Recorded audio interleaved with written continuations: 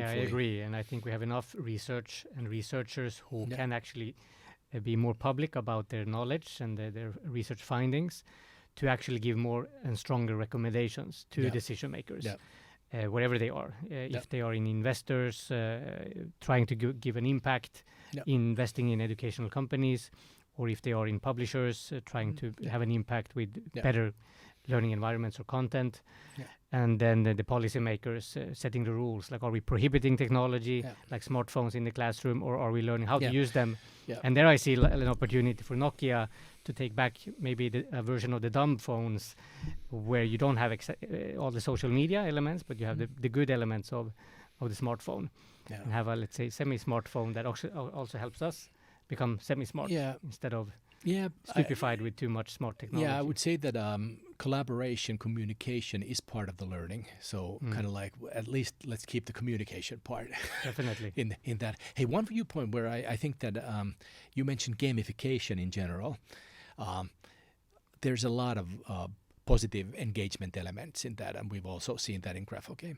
But when we talk about school in general, I think that it's good to also understand that, for example, STEAM education, children, we're right now in a maker space, in an area where you can try things out, really test, do your own prototypes. This is the kind of like innovative that promotes critical thinking, promotes creativity, promotes like all of the skills that actually are underlined in each curriculum, that these are important, but sometimes they kind of like they're marginalized to a very small part. So I would say that we have more like a balancing issue. I wouldn't say that, for example, education in general or schooling in general is broken, but we have to fine-tune the balancing in that viewpoint and maybe be a bit more courageous in the way we innovate. So we should also try things out much more and then be also honest enough to say, okay, this didn't work. Based on the research, evidence-based, this is not working. Let's rethink. Because at the end of the day, the children will win, and the society also, and the whole global community. Yeah, let's hope so. So to go deeper a little bit on the gamification versus gaming, because there's a lot of gaming happening where children are learning a lot of things that no one really knows anything about. So it's outside of school. I don't know if it was in Joensuu or Jyväskylä where there's a researcher researching precisely the learning that happens through gaming. And I'm talking about, let's say, maybe you can classify it as serious gaming, but gaming in general that is created for entertainment purposes, but where you have a, let's say, challenge system that is strategically getting students or young people to want to engage as much as possible to surpass a difficult challenge, and as a reward of hard work, they get an even more difficult challenge, which is like a gaming strategy that is not really used enough in the school system or when you want to learn things in general. So to first, if you have an acceptance that, okay, we want technological modern tools, but maybe we don't want the half serious tools where you have gamification, which might be, like someone said in the podcast, bad gaming and bad education. So we want good gaming and good learning as a consequence. How do you... Well, it's a complex topic because I'm in this way, I'm a bit old school.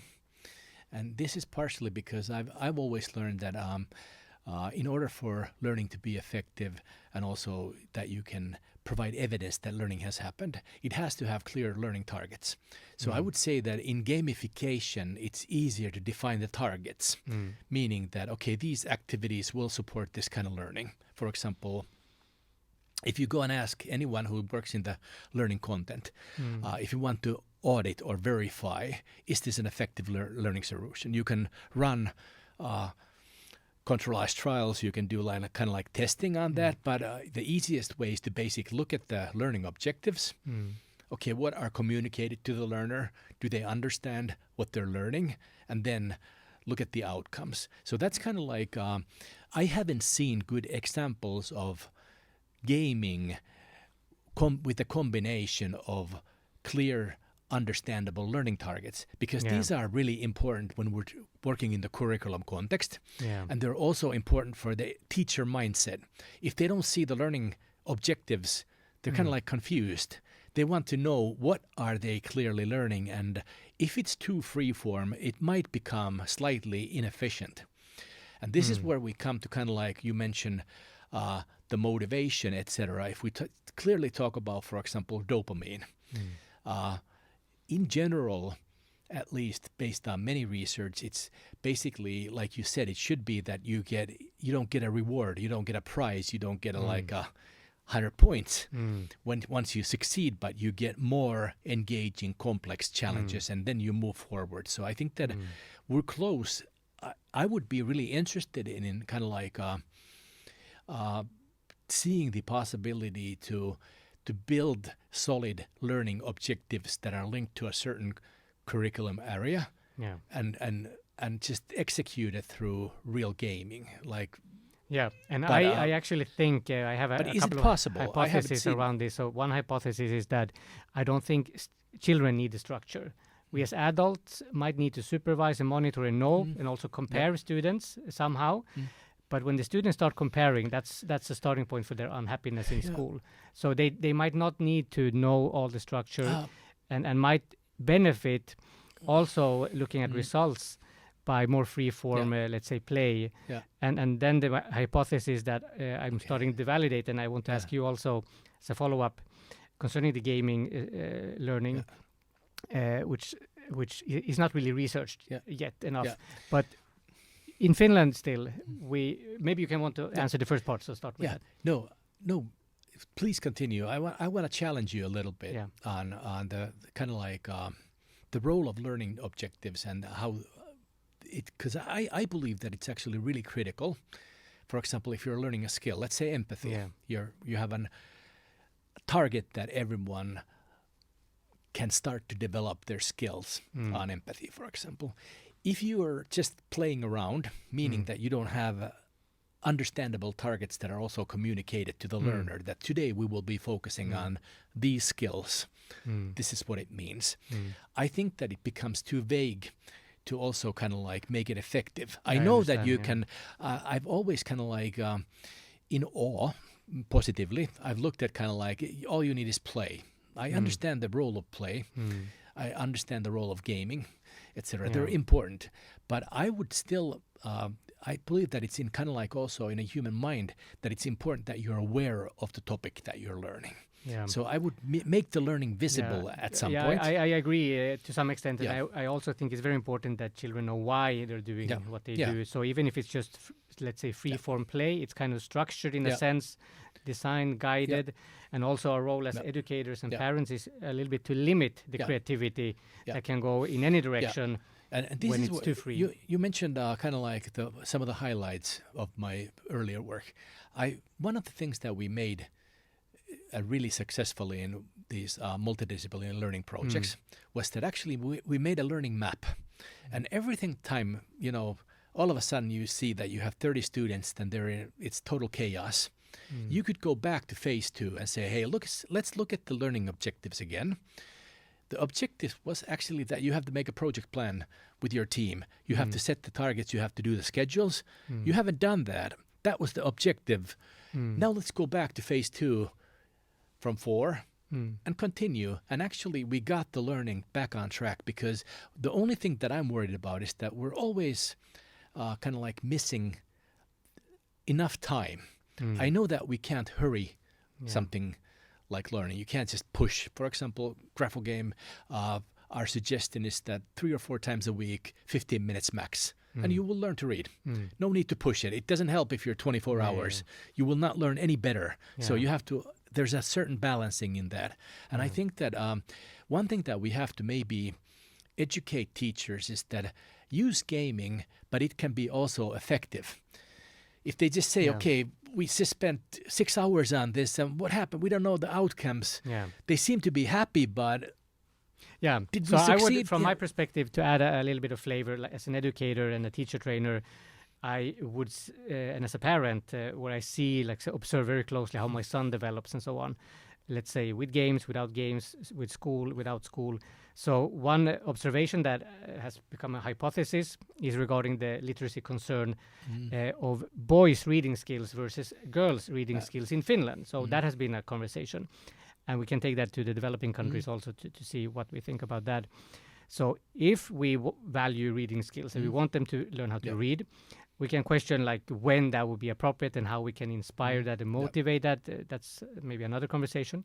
But if that's our objective, and we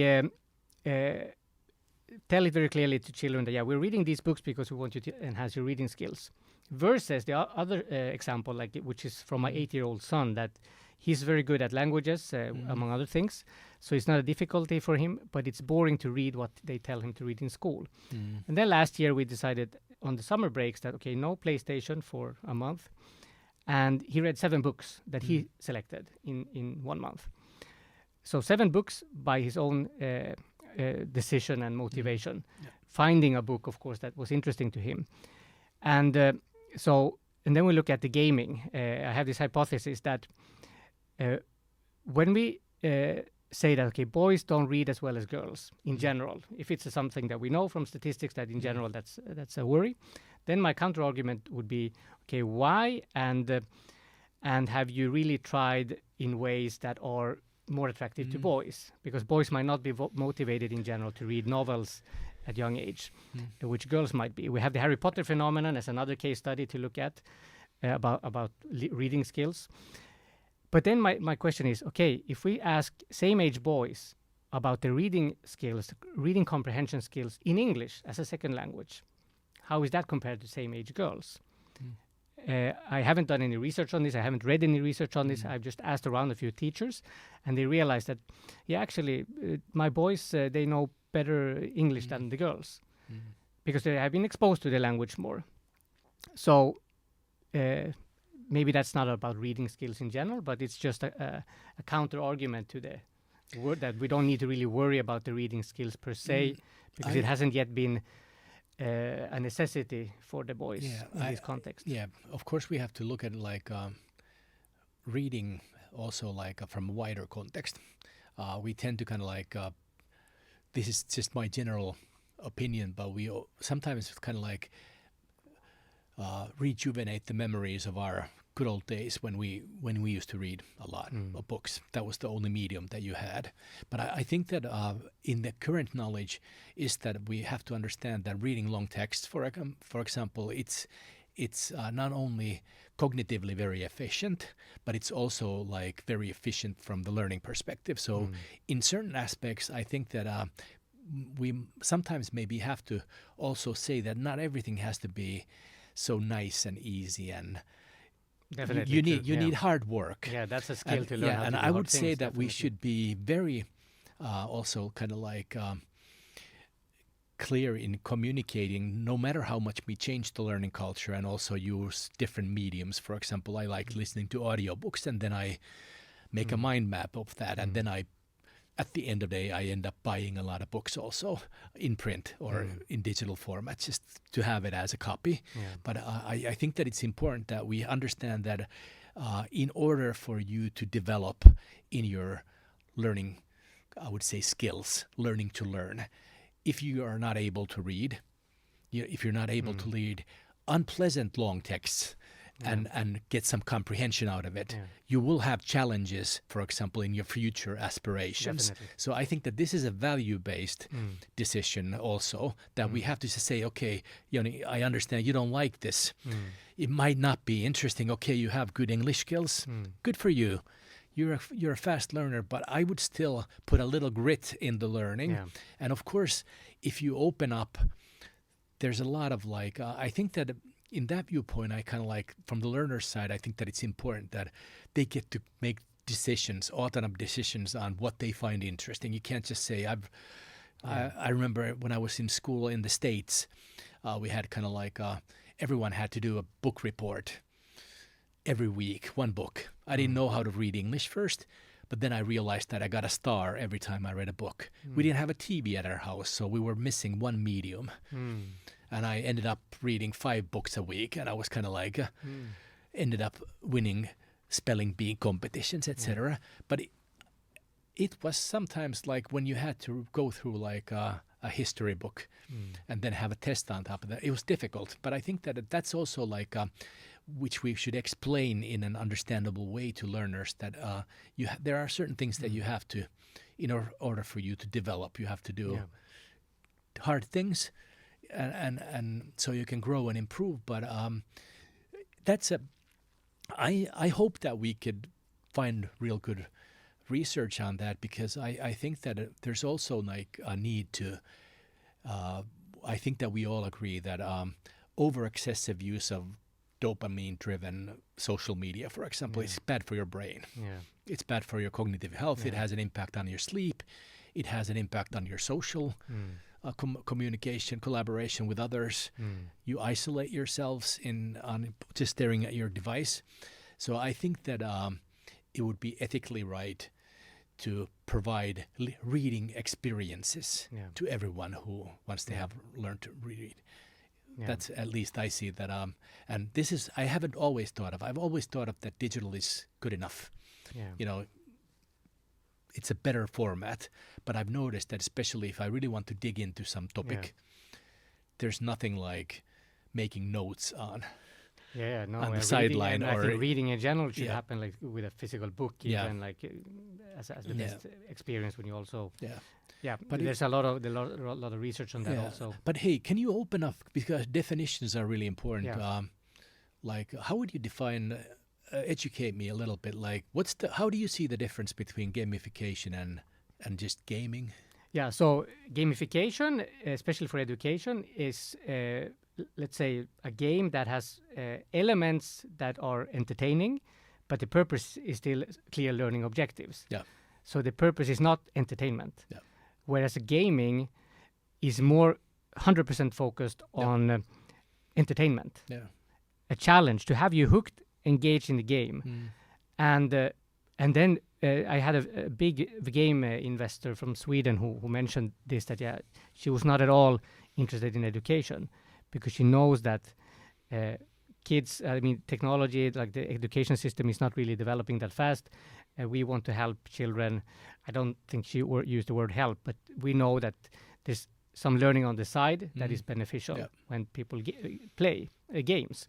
And so my interest here is to see, okay, because I do want young children to learn how to read thick books, go deep into the learning, learn how to do deep work, difficult work, because do hard things is a difficult and good skill. But I don't think it's justified to add more traditional reading hours to force people to read some things that are not maybe adequate for their age even. And because the why, so the how and when might be different on an individual level. And that's where, let's say, games, even gamification elements, but games or individually oriented product solutions, or just letting the kids go to the library, like from age grade 1 to 3, go to the library, read 50 books anytime you want between age 7 and 10. Because one fact that I think we have is that when you, let's say, push kids, like in Latin America a lot, to read and learn different languages from the age of 4 or 5, you have very high-pressured academic focus from early age.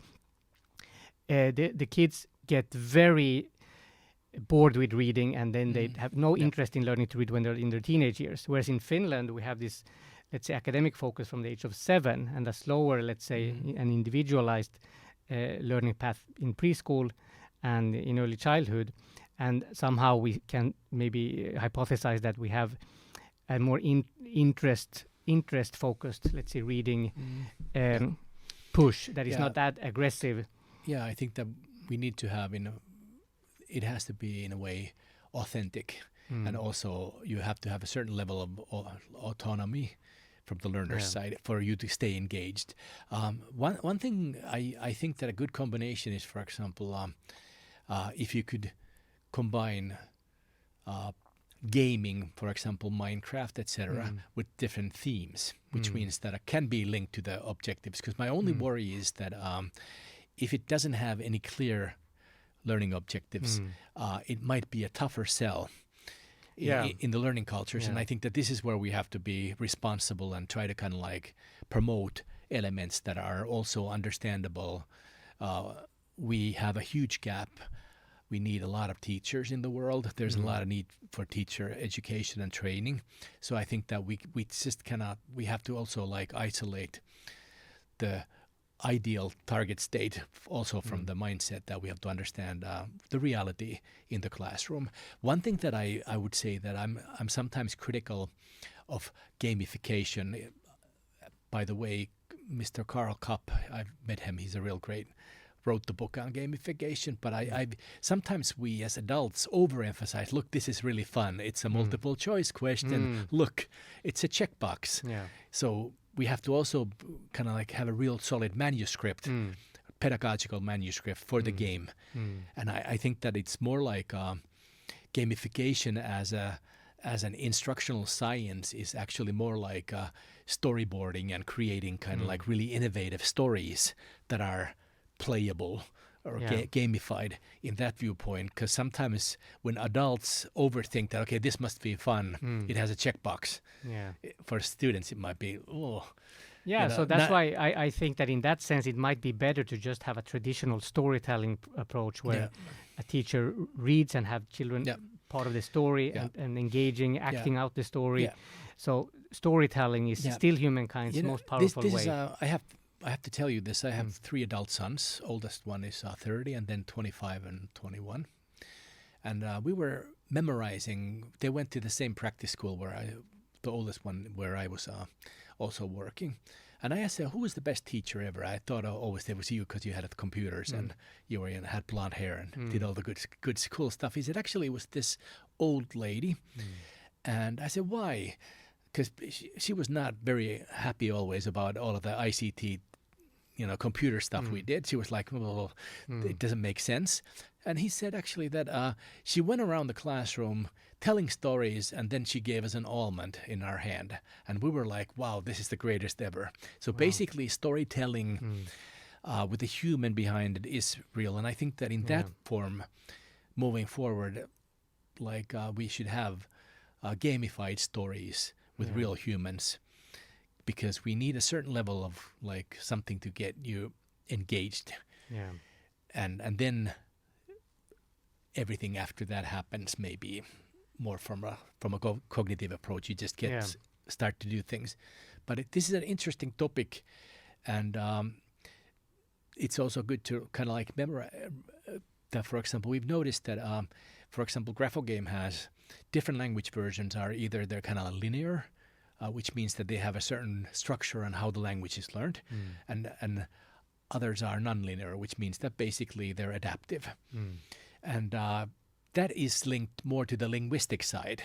Certain language, you have to have a certain order in order for you to kind of like efficiently learn that. That's understandable. But I think that it's also important that we kind of like use technology in a way that you could optimally find your personal preference of learning. Maybe some would like to go more into gamifying your targets. Some would need some free form but thematic gaming, meaning that you would need, let's say, a gaming platform where you could kind of like easily go through certain thematic skills, learn communication, learn collaboration, learn team skills, etc. Through that. But I think that at least for me, I see that the way that it's communicated to educators, to schools, it has to be very clear, like what's the role of this game in the classroom, especially in this setting where we're also partially taking step backs. Have we over-digitalized? Yeah. Have we invested too much in technology? And I think that that would be kind of like a pity, because the usage has been mostly recreational. The challenges we're seeing in schools are not because computers or devices are used too much in the classroom. It's because in the hours where you should be sleeping, etc. Exactly. There's too much Instagram reels and TikTok, etc. Real games and maybe doing sports or anything else. That's when the bad usage of technologies is happening mostly, not really in school, as you say. So, but then let's say in developing countries, I think there might be higher motivation, and not, let's say, we might be having the privileged position here to have a problem with motivating ourselves to read early on, whereas in some countries people actually might have the motivation but not the accessibility to read. And that's, I think, also where GraphoGame really has an amazing solution that can reach a lot of people. And you're going to Brazil, and maybe you can talk a little bit about your vision or mission in Brazil with GraphoGame, and also, let's say, in Latin America in general, what will be the future we call plans? thank you. This has been a really interesting. I'm kind of like, my mindset is still on what you said about gaming, but we're going to Brazil. We're going to be there for 3 weeks. There's the Bet Brazil is kind of like one of the main events, but I'm actually starting my journey in Rio. There's IB community, the International Baccalaureate. They have like a Latin American big meeting, get together there. And I will be participating there as a guest, but also participating in a panel discussion on bilingual learning. And it's really, for me, it's of course a learning experience also, because I get a lot of good information on how, kind of like, what is the local approach to bilingual learning, what are kind of like the pedagogical challenges. And I think that it's kind of like, I'm hoping that I can bring in some thoughts on how language conscious learning has to have also impact in the classroom. What are kind of like, what's the role of co-teaching? For example, what's the role of learning culture in the setting? So that will be an interesting Saturday, 13th there in Rio. And then, of course, we have a lot of meetings with local potential partners. We're hoping to find companies that are working with schools, integrators, because we need also a service provider that will help to deliver our data platform. So basically, we need a partner for that. And then in Bet, it'll be hopefully hundreds of good meetings. And the good part is that when we go into Brazil, which is a critically important target market also for us, is that we already have over 2 million downloads. So it's basically a household name. It has been downloaded. The offline version is in many devices. But now the news story is also like supporting that we have tools and services for schools. So the data platform is something new, interesting. And of course, then moving forward to the approach where we can provide also reading comprehension, moving from the early literacy, which is, like I said earlier, it's already a huge asset if you can get everyone have the basic skills of being able to read. So you're literate. So that's already like, okay, almost like a home run at that viewpoint. But then bringing in, because what happens next? What's the next reading experience? And that's where we see the comprehension game especially supporting, and I think that we will bring in a lot of our kind of like product vision is that we will bring in also thematic content, which is meaningful, well-being, life skills, climate, recycling, etc. So what you learn to read, it has an impact also. Not only that you're able to read, but it has an impact on what you're able to read and what will you be reading first. Because I think that many of us always remember the first books. They still, you memorize them even like as an older person. And I'm hopefully that we're able to also like build the bridge for real world impact through the comprehension parts.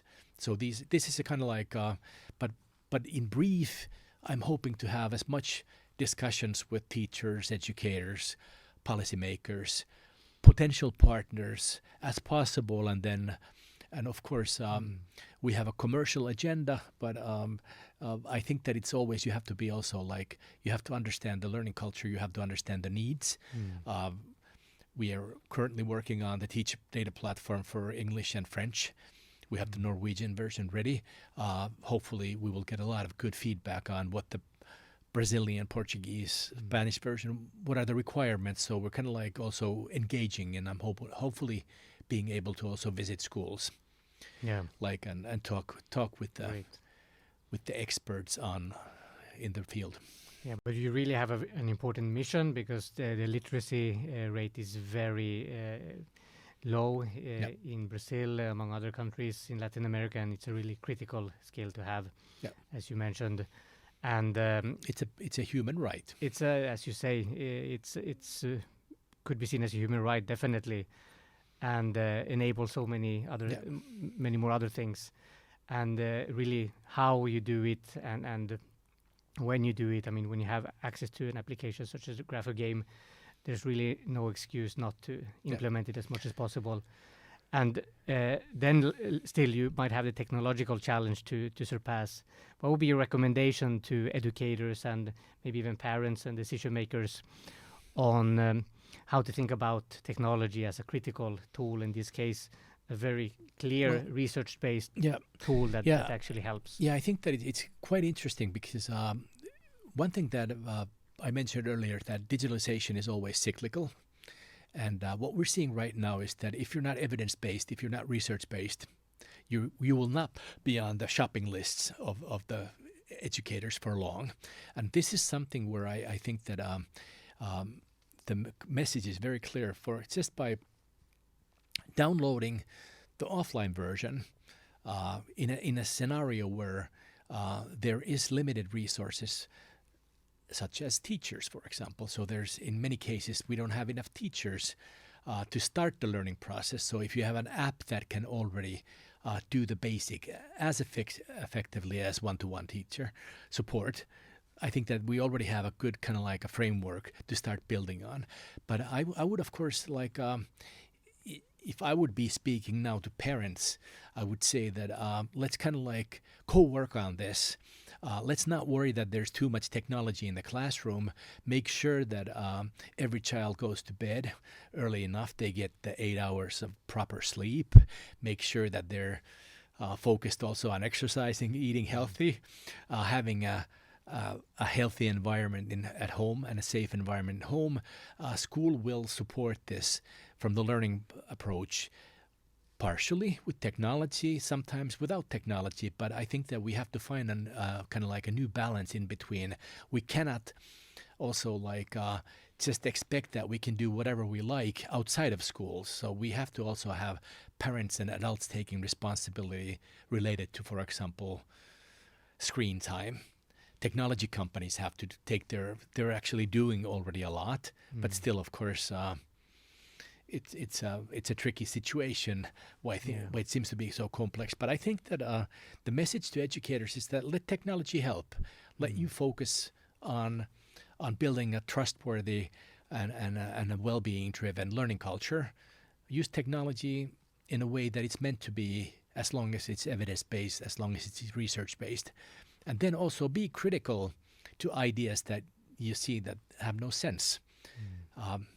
I think that every one of us has memories of digital learning solutions that had absolutely no kind of like, they felt like a good idea at the moment, but actually very little impact, very little positive outcomes. So I think that we have to be critical, but not pessimistic or negative in that viewpoint, that if we don't use technology in a way that it's to solve our real world problems, we will have a lot more challenges just waiting for us. So we have to use technology in the way that it's been also meant to make the world slightly a better place. So about technology and more advanced and sophisticated technology such as AI, now everyone for a year have been talking about ChatGPT and maybe we should integrate it with everything we do. Some are already talking about prohibiting these sophisticated technologies beyond the smartphone. I know that you've been experimenting a lot with ChatGPT and you are very advanced in your use, and maybe you have some good experiences that you would want to talk about, and let's say things that people might think about. Yeah, I think that one thing that I can say for sure is that I've invested a lot of time in that. So basically, when I left my previous work, I had a 6-month non-compete time period, and I spent about 250 hours, 300 hours, just taking ChatGPT into everyday use. So I wanted to kind of like really get into a new technology in a way that it was some key findings that I realized early on is that actually you have to put a lot of effort on the work that you do before you start working with, for example, AI. So you have to have a clear understanding of what you're doing. You need a certain level of creativity. You need a good understanding of the meta structures of the kind of like what the context. So if you think of like a large learning language model in general, it's actually calculating when you're asking questions, for example, from ChatGPT. Basically it's defining the context based on what you're prompting.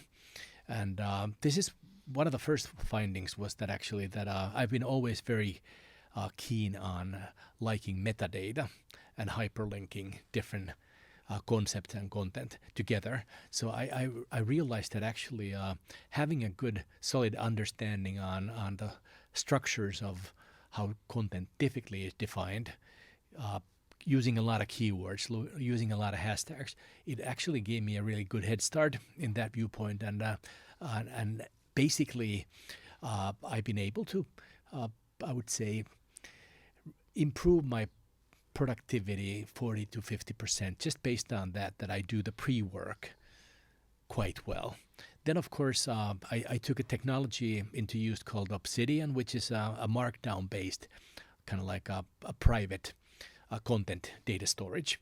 And what I've done is that I basically broken down hundreds and hundreds and hundreds of documents into smaller chunks of data. They're my personal data, something that I've created, I've written. I put a lot of effort in putting metadata on them. And now that I do queries through the Obsidian, through an API from ChatGPT, I get really good, I would say, to the point content. And actually, I've taught my personal private GPT in a way that it provides it in the format that I like. So it knows how to format it, what kind of headings I used, how do I like my tables structured, etc. So it's basically given me tons of time, which of course I hope to use in a better way than do something good with the time given. So you have a very good return on investment of your time. And Yep. if you would recommend some starting points, like what would be the key things to do to get started with ChatGPT in this case as your assistant in a smart way? Yeah, I think that first of all, you have to have a clear understanding, and this is like a self-leadership issue also. You have to understand like how much time. I've always been kind of like a time boxer, doing different calculations on how many hours I do, for example, in a week, what I would call automated work, something that is just, basic copy pasting, etc., or things that are, I would say, quite trivial. Once you have an understanding on how you want to change your way of working, it becomes much more easier. And this is where it comes quite tricky in that viewpoint that I've realized that actually when you talk with ChatGPT, I call him or her Chatty. I made it in a way that actually I always start the discussions in a proper way, say good morning, etc., telling what I'm going to be doing today. Just kind of like to get aligned on a mental stage. Might sound weird, but it's, for me, it's important to kind of like know who I'm working with. It's a collaborative co-working space that when we're working together. But one thing is that I've noticed that it's actually that you have to do a lot of pre-planning and also have a visual idea of the content that you're creating.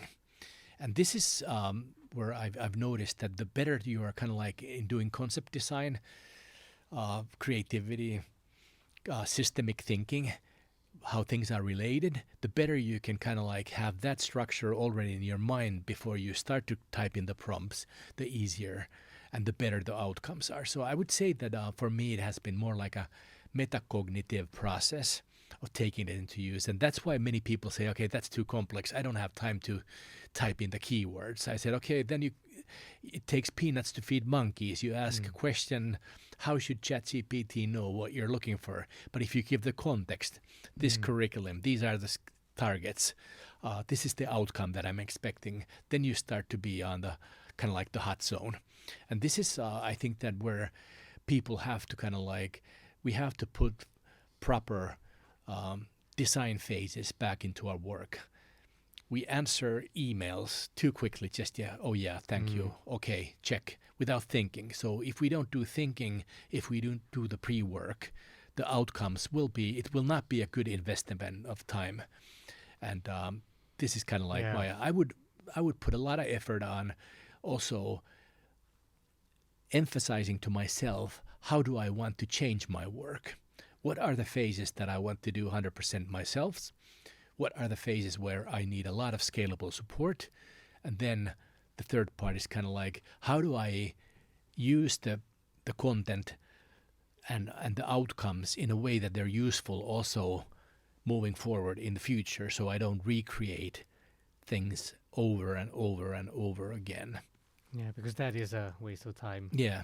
And how would you recommend that people get started? Is it by experimenting, like putting effort in the thinking and experimenting alone, or would you have some guided course or other guide? Would you be able to assist? I've used a lot of mostly YouTube, kind of like YouTube guides. Yeah, YouTube guides, and there's a lot of. I would look into basically like, what's your personal knowledge base?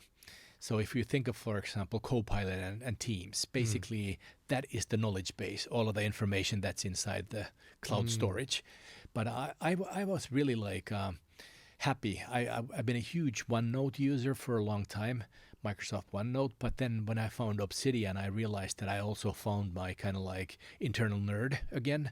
And it's a text-based database. Took me some time to kind of like start when I'm writing, for example, I use Markdown, which means that I have to put like 3 hashtags if I want to have a certain type of heading. But it becomes kind of like almost like a more efficient process. I feel that I'm much more in control when I'm working with plain text that is hyperlinked with keywords, etc. But YouTube is a great way to start. But then you have to also understand your context. I have about 400 keywords that I use. I can share the list with you, but it's basically the context.